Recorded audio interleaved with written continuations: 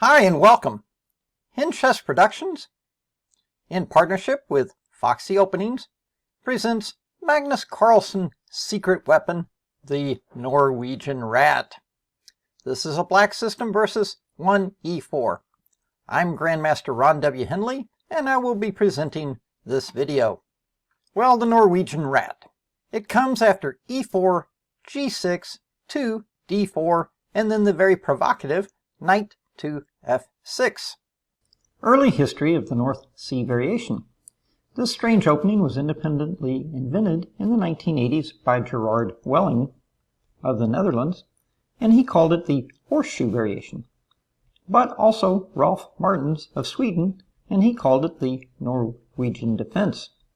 These names were later replaced by Martens' proposal, quote, the North Sea defense, which shared the honors. All of this was brought to light in an excellent 2008 Chess Cafe article by Stefan Brucker. Well, primarily the opening remained the province of players who lived dangerously, like Grandmaster Johnny Hector, and pub players who wanted to shock their opponents. In 2007, pictured on the left, we can see the book by Jim Bickford, a 94-page pamphlet called The North Sea Variation. But this was published by Ziggy, and lack of distribution and Black's rather poor results relegated this opening to being a dubious sideline. But, to quote Mariah Carey, but then came along a hero. And in spite of a 2010 loss to GM Michael Adams, World Champion Magnus Carlsen began to play it in World Blitz events and in his own Banter Blitz shows.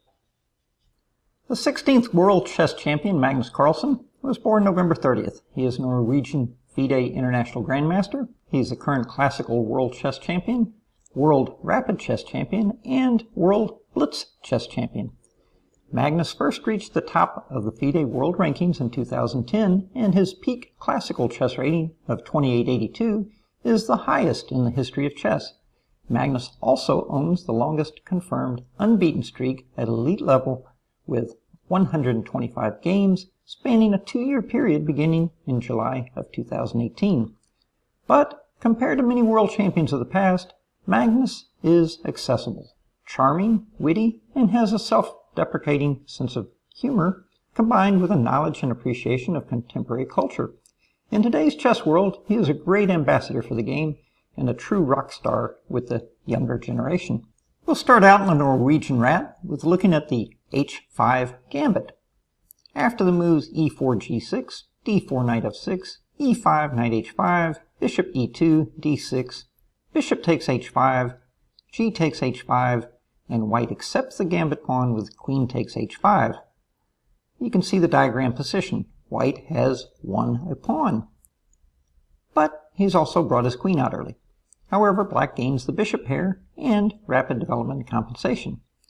In this variation, we'll look at 2 games. Here we are for our second 2021 ICC Hen Chess Banter Blitz. And tonight we're going to do something just a touch different. The program for tonight will be that we will do a very short lecture. Tonight's show is kind of theme, if you will, the Norwegian Rat. In fact, one of my buddies, we were watching these cooking shows, and they have a theme. Like one night was potatoes and steak. Another night was like bourbon and something. And we're going to look at a game. One of my students, Sailor, older gentleman, used to own a sailboat, hence the name or handle Sailor.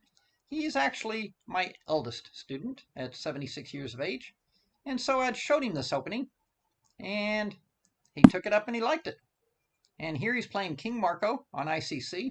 I think it's probably like game 15. G6. Now you start out like you're playing a modern defense. D4. Very typical, classical response, taking control of the center. Now normal, 99 out of 100 players at this point play bishop to G7. Some players may play C6, but knight to F6. A very, very provocative approach. In the 80s, that is the 1980s, not 1880s, I'm not that old. This is called the Norwegian or North Sea defense. Then later the name was changed to the Norwegian defense. And it kind of didn't make much progress.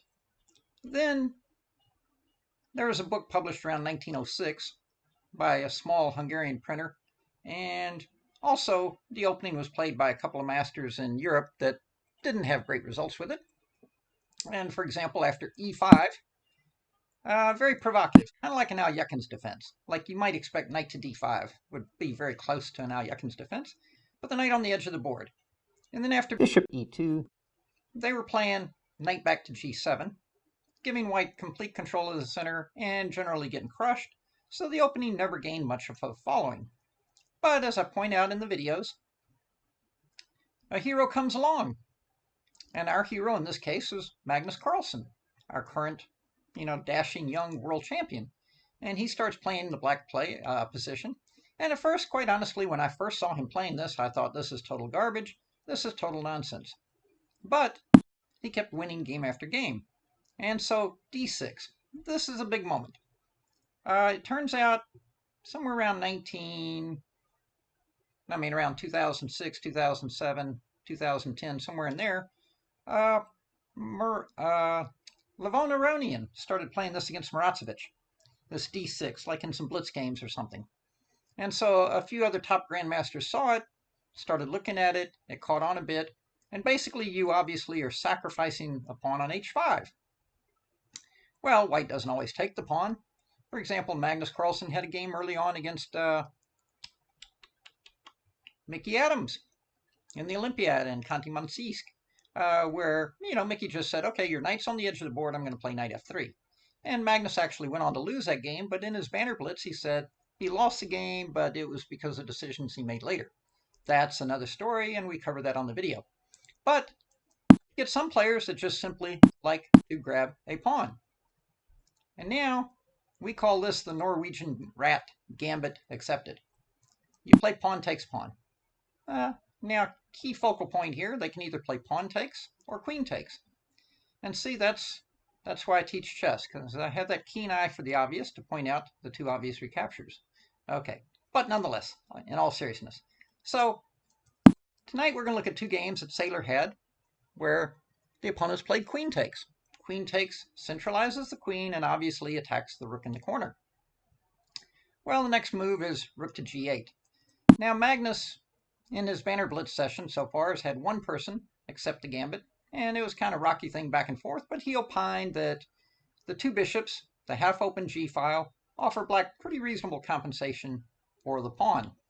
I did a much more in-depth analysis on the video, and I kind of concluded, yeah, not unsurprisingly, Magnus is not probably incorrect about these things. So anyway, what happens in this game? Well, right away, knight to c3, developing a piece. Kudos for that, but not so good as far as meeting the demands of the position. The g-pawn is hanging, but even better, black plays knight to c6. Bam! He also develops a piece, but attacks d4, and this is pretty sweet. So, in this game, relatively, I think King Marco's like, 1700 or something. So, he played queen b5, pinning the knight. I guess the thought was, if you have to take with the queen, he'll be gaining some tempos, or maybe he'll be throwing in some knight d5 action. But, a6, boot the queen. And now black has a choice of which pawn to take. Well, all else being equal, take the center pawn. White develops a knight, with tempo, attacks the queen. Now black, with the two bishops in the endgame, is obviously happy to trade queens and grab a pawn. Now, one of the usual things to be concerned about here is the bishop coming to f4, trying to steal this pawn or slither back to g3 and box in your rook. That's one of the dangers you got to watch for. However, here, because the knight on a4 is unprotected, bishop to f4, simply rook to g4 with a lateral double attack kind of skewer thing going. And the loose white pieces, something falls off. Well, in the game, bishop d2, simple development. Black developed his bishop. White popped in with the knight, said hello to the b-pawn, hello to the bishop. Obviously, you don't want to, you could just chill and go back, but then that would be admitting that bishop to e6 was not such a great move. But attacking the knight, putting the question to the knight, this is much more promising. Well, unfortunately here, white erred right away. Now, probably he needs to play king e2, but again, it's a bit dicey. White definitely is not the favorite. Black could just simply castle and party on with his development.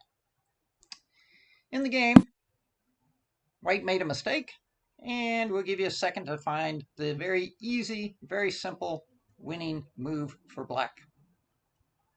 Okay, so the winning move here is you simply retreat the rook. The rook attacks the knight. The bishop attacks the rook. A very, very simple tactic, discovered attack, which, tell you the truth, simple tactics is what wins the majority of chess games. In fact, white actually resigned at this point. He's not even getting any pawns per se. Well, maybe he'll get this pawn, but maybe he won't. Even then, rook over and rook down. And so basically, he's just going to lose a piece. He's got to move the rook. You're going to take the pawn. He may or may not take this pawn on b7. You've got a solid extra piece. Anyway, just a very quick example of the dangers for running off with your queen, grabbing pawns. Saylor had another game. One of the things Saylor does, he lives in Florida, and he goes to visit a friend of his in a retirement home that is even more senior than him. There's a gentleman named Nathan that came over from Cuba and played quite a bit of chess when he was younger in Cuba, and they have some real battles. And of course, at some point, Nathan was telling my friend Saylor that Nathan felt he'd been winning most of the games, and that did not exactly match Saylor's recollection. So he started actually keeping score. And then after that, it was easy to tell who'd won the most games. Okay, so e4, g6, e4. Now, again, and it is such a hard habit for me to break here, because when I see this position with black, I keep wanting to go bishop g7, because that's what I've done for years and years. But knight f6, a bit more provocative. Uh-oh, how are we going to get this thing to play? Knight f6. Well, e5 again. Knight h5, bishop to e2. Nathan's got the queen and bishop battery. Now, you can only get a white player to fall for this who sees a bit, because most amateurs would never even think to double attack the knight on h5. Or, I mean, a lot of extremely weak players, that is. Anyway, d6. That's the Iranian move, offering up the Norwegian Rat Gambit. Well, here, white's all in. Takes, and after pawn takes with the queen again. Okay, same position we had in the game with King Marco. Saylor simply plays rook to g8. That's the recommended procedure, threatening to recoup the pawn on g2. And here, what did Nathan come up with? g3. Okay, so what can we say about g3? Yes, it does guard the pawn. However, it dramatically weakens the light squares. It, almost takes kingside castling off the table. The other issue is that it does not meet the second of black's threats in the position, which was, again, bam, knight c6. So it's an interesting psychology that what we're seeing is that the, below master level, a lot of players, when you go rook g8, they immediately spot the threat to the g2 pawn, but they're a little bit semi-oblivious. Now, normally knight c6 would not win a pawn because you would have a light-squared bishop that would zap out to b5 and pin the dude. But in this case, the light-squared bishop has left the table. So after knight c6, we can see black is threatening to get his pawn back. Well, white moves the queen and eyeballs the h7 pawn. Now, I think in this position that my thought would be to go ahead and play queen takes pawn on d4. If there's a trade on d4, I'm more than happy to take with the knight. I now have an endgame where I've got two bishops with flexible pawns on both sides, and I'm already threatening a little knight takes c2 action. If you guard that, I've got muy rapido development. That's about it for the limit of my Spanish. I'm going to play bishop f5, touch that pawn again, I'm going to castle queenside, and I'm just going to have a development party. So that would be my inclination.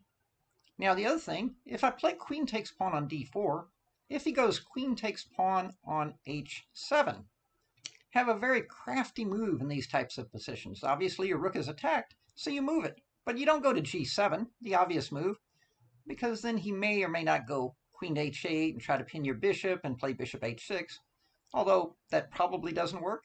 But after queen takes d4, queen takes h7, the super crafty move is to play rook to g6. What does that do? Well, one, and mask off the queen, so you're now ready to lurch with queen e4 check and steal this guy in the corner. And you have some rook to e6 check possibilities. And you also have some bishop f5 possibilities preparing to really unleash some discovered attacks. So I would definitely be inclined to play queen takes on d4.